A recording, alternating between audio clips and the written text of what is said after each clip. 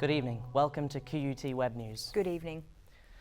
The parents of a toddler who died on his second birthday when a fire tore through their Beenleigh home say their other children keep asking where their brother is. Belinda and Jared Warwick returned to the scene this morning and bravely spoke of their love for the little boy. This morning there were scenes of heartbreak and despair in a Beenleigh street. A family in mourning for their 2-year-old boy who had been celebrating his birthday.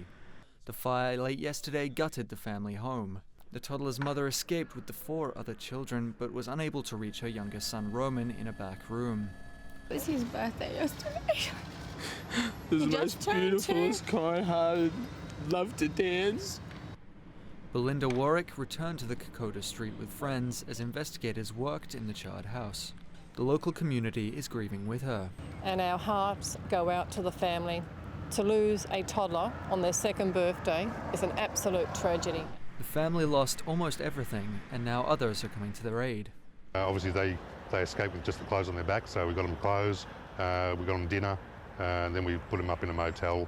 While the scenes behind me look bleak, the community has rallied behind the stricken Warwick family.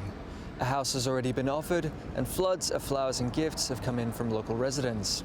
There are unconfirmed reports that the fire may have been caused by a child playing with matches.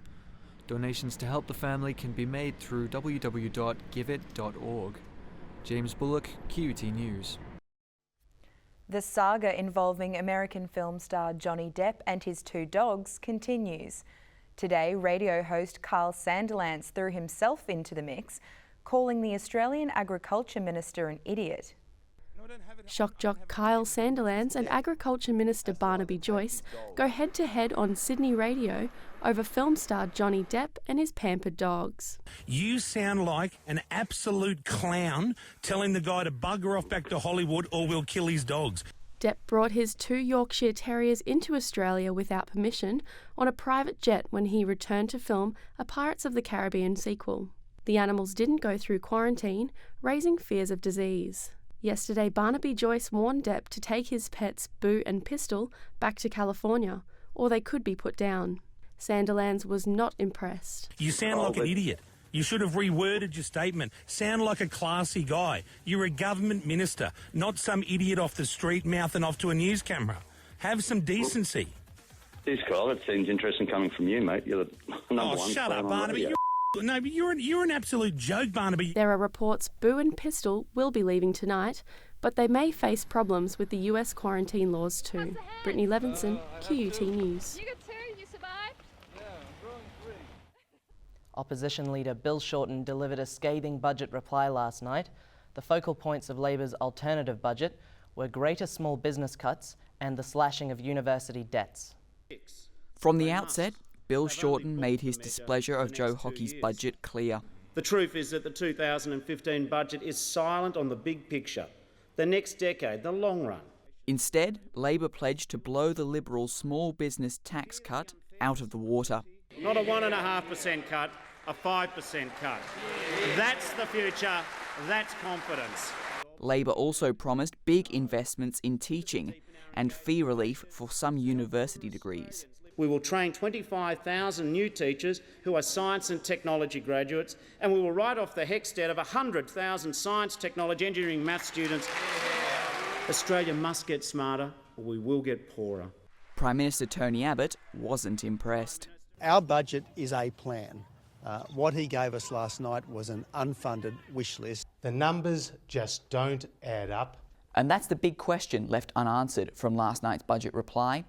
How will Labor's initiatives be paid for? Bill Shorten only released a few of his party's planned saving measures, but promised they were working on more. Toby Crockford, QUT News. Residents in one of Brisbane's outer areas are fed up with speeding motorists and have taken a stand. They're asking for fixed speed cameras in Burbank to protect wildlife. It has become a frustrating journey. Frequently, twin sisters from Burbank, Olivia Scott Young and Philippa Bowden, found dead kangaroos on the road. They've been hit by speeding cars, and now the 2 women are urging council to lower the speed limit. They even want a permanent speed camera. If people in the suburbia have the right to 50, school zones have the right to 40, Mount Cotton Road is 80, we should be 50. Many locals backed the idea and have been putting up their own speed signs. My sister Olivia has funded that out of her own pocket. It's cost her over $700, and she's had the 60 signs made, contacted all the residents in the area, and has now put them on the fences. Over the past year, motorists have ignored police to slow down, resulting in the many deaths of kangaroos. Many of those that have survived accidents have had to be put down by the RSPCA. Spokesman Michael Beattie says drivers have to do more to help protect them. For goodness sake, slow down. I mean, people know there are kangaroos in this area, and particularly at dusk and at dawn, you know, they are around. Councillor Adrian Skinner says council will help with more speed signs, but there's no word yet on a fixed speed camera. Philip Cochran, QUT News. It might be the age of technology, but there's still room for traditional skills, and you'll find plenty of that at the Woodworking Show. From every enthusiast to students wanting to branch out from maths and English, every man and his dog have come out of the woodwork for the show. Didgeridoos and the Rolling Stone are on display, as well as the history of woodworking from old tools and lathes to modern saws. I'd probably prefer the modern method because it's quicker and more time consuming, but this one's a bit slower, yeah. But this is fun. In an age of machines, there is still a need for traditional, time-tested, hand-driven skills. Today illustrates that truth more than ever.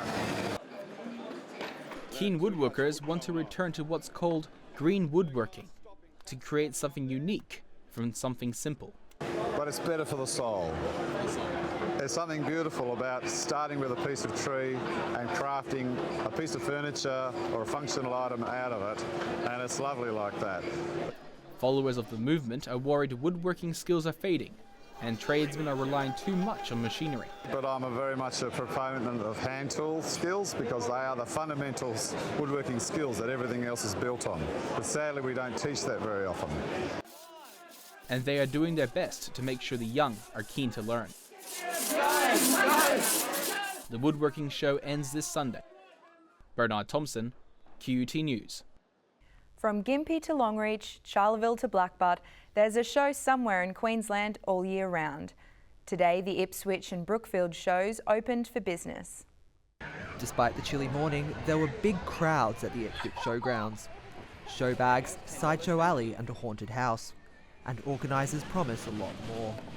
Saturday night, our main attraction is the Smash Up Derby, which draws a lot of people. And on Sunday, for all the kids, we've got the monster trucks. And what would an annual show be without Dagwood dogs? We are having a wonderful time, aren't we? Been on a few rides, having something to eat now, but yeah, it's great. We love the show because it comes every year. While the bells and whistles of the Ipswich show are its main attractions, here at Brookfield, it's the uniqueness of the event that attracts people. No Dagwood dogs here. If you're hungry, try sushi and gourmet donuts. And of course at Brookfield, there are horses, horses and horses. We sort of call ourselves the little show, big show in the city. So apart from the ECA or other shows that exist around the place, good opportunity for people in the city to come out and experience a bit of the bush. The show itself's a nice country show. It's very enjoyable. I love this show. It's awesome. Really local feel. It's cute. Organisers expect 30,000 people to attend. Toby Loftus, QUT News. Surfing is mostly an individual sport. Just a surfer, a board and a wave. But sometimes those waves are crowded with other riders, and as one professional found out, even dolphins. Hector Santamaria is a professional surfer who is tackling the swell off Jervis Bay on the south coast of New South Wales. But he couldn't compete with the dolphins that popped up beneath him. A cameraman captured the scenes. The dolphins didn't appear to be paying much attention. They were just enjoying the break. They zoomed in between us and just kept following Hector for 3 waves. They stole the limelight, but the pro surfer was delighted. They were like, woo! They were following the board all over. It was really rad. Experts say dolphins are naturally social creatures and enjoy company. Well, if I was a dolphin and saw that person surfing, I would definitely be interested. But Hector thinks they were probably more attracted to his bright yellow board. Edwina Saselja, QUT News. Good evening. Time to take a look at the weather. It was a nice sunny day across Brisbane, despite the cold start. Temperatures in the southeast today. Ipswich was the coldest, dropping to just 1 degree. Brisbane was 8 at 5:30 this morning, while the max temperature was 23 degrees across the region. Interstate this weekend, possible showers and 20 in Sydney tomorrow. Cold in Canberra, a low of 0 degrees. Hobart, cloudy, 15 the top. Sunny and 30 in Perth. Back to Queensland and sunny in Mount Isa tomorrow, 26 the top. Showers right up the eastern seaboard. 27 in Cairns and Townsville. In Mackay and Rocky, a max of 25 expected.